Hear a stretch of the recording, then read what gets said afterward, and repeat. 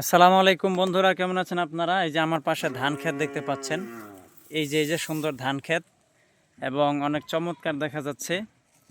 তো এই যে ধান ক্ষেতের পাশে বসে আপনাকে একটা মেসেজ দিতে চাই। সেই মেসেজটা হলো যে এই যে ধান গাছের মধ্যে আছে না, মাঝে মধ্যে আগাছা হয়। এই আগাছাগুলো সময় মতো যদি আপনি কেটে না ফেলেন, কীটনাশক না দেন, তাহলে এই ধান গাছের যে একটা ক্ষমতা আছে, এটাকে সেই আগাছাটা কিন্তু নষ্ট করে দিবে, মানে ধান গাছটাকে সে মেরে ফেলবে। আপনার বাস্তব লাইফেও কিন্তু এমন কিছু আগাছা থাকবে আপনার কর্মক্ষেত্রে, আপনার পরিবারে, আপনার সোসাইটিতে। তো সেই সকল যে আগাছাগুলো আছে, সেই আগাছাগুলোকেও এই ধান গাছের আগাছার মতো আগে ভাগেই কীটনাশক দিয়ে শেষ করে দিতে হবে।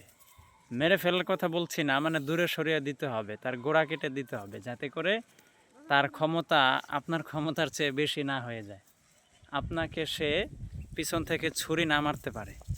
তো ধান গাছের মধ্যে যেমন কিছু আগাছা থাকে, আগে ভাগে কীটনাশক দিয়ে এটাকে পরিষ্কার রাখতে হয়, তেমনিভাবে আপনার বাস্তব লাইফের আগাছা যেগুলো আছে না, এগুলো আগে ভাগে শেষ করে দিবেন, যাতে করে আপনি মাথা উঁচু করে দাঁড়াতে পারেন।